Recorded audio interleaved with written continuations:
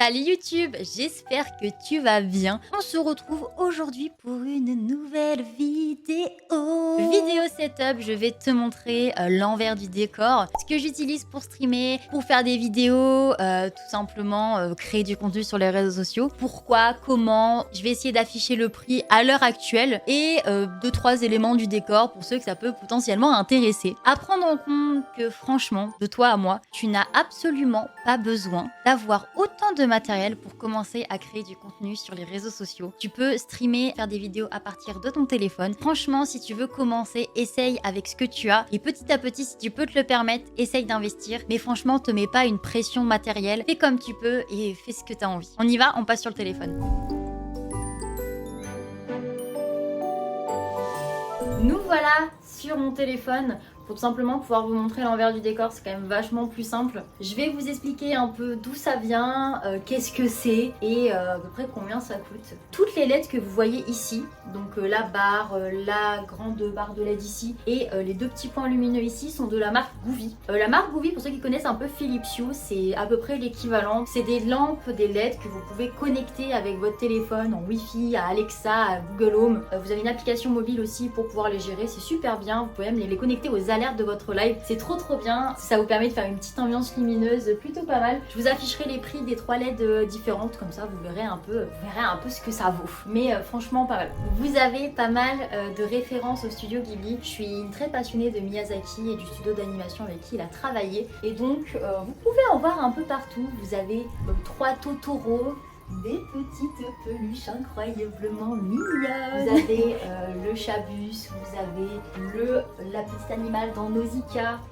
Vous avez pas mal de petites références comme ça. Donc pour ceux qui avaient l'œil, vous les avez déjà vues. Nous avons un petit pharaon, une peluche qui a été achetée par la modération de mes lives à la Japan Expo de l'année dernière. Donc petite référence qui restera dans le décor parce que ça fait toujours plaisir. Nous avons aussi un petit Wumpus parce que nous sommes récemment passés partenaire Discord. N'hésitez pas à rejoindre le serveur Discord si ça vous intéresse. Petit Wumpus, voilà, trop pipou, qui est la mascotte de Discord. J'ai aussi quelques références manga. Étant passionnée depuis pas mal de temps d'animé, manga, il y en a quelque part qui se baladent un peu partout. Vous avez aussi, quand même, à ne pas oublier l'élément phare de ce décor qui est notre petit fiac. Je parle bien évidemment de mon poisson. Mon petit poisson qui est là du coup depuis le début de cette année scolaire, la mascotte un peu de la chaîne. Dans son petit aquarium, je vais vous mettre des petites vidéos où on le voit quand même vachement mieux. Avec son petit aquarium, voilà, il est tout seul, c'est un poisson combattant. Vous avez des fausses plantes, donc il y a un petit bonsaï, vous avez du foliaire. Vous avez aussi des petites fleurs en Lego que nous avons construit en stream. Vous avez plein de petits éléments comme ça qui font que ça me fait mon décor et ça me ressemble bien, je crois. Est-ce qu'on partirait pas sur la partie qui, je suppose, vous intéresse le plus? Je vous montre le setup. Peut-être que tu ne sais pas, mais mon lieu de vie est finalement mon studio de streaming, mon studio de création. Et donc c'est un peu 22 mètres carrés aménagé à but de faire du contenu sur les réseaux. Et donc voilà de quoi je me sers pour faire du contenu presque tous les jours. Je vais te montrer un peu chaque élément, comment je m'en sers, pourquoi c'est là, le prix, et puis voilà, on y va.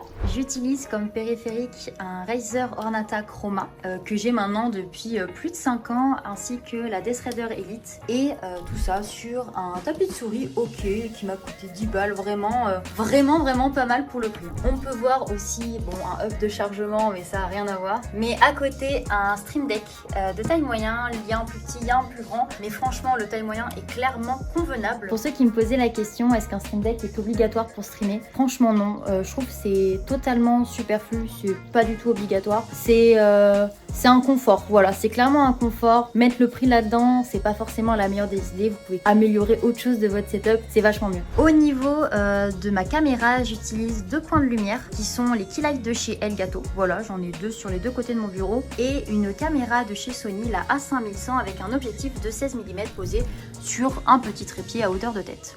Au niveau de mes écrans, j'ai 2 écrans, un vertical, un horizontal. Mon écran horizontal, c'est le MSI G27 144 Hz si je ne me trompe pas. L'écran vertical, c'est un Yamaha. Je vous mettrai toutes les références bien évidemment en description. Tous les deux sont posés sur des bras d'écran, ce qui est vachement bien. Franchement, vous gagnez un gain de place sur votre bureau énorme.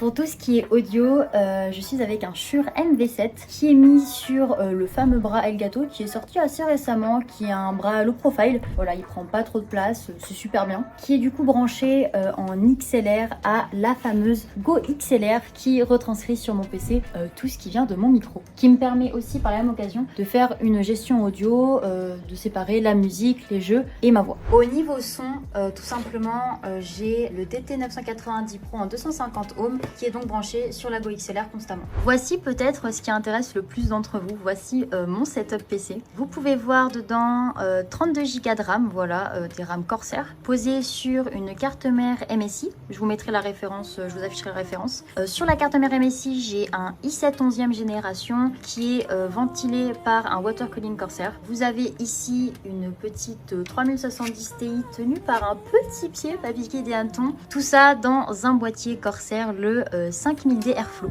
Voilà, voilà.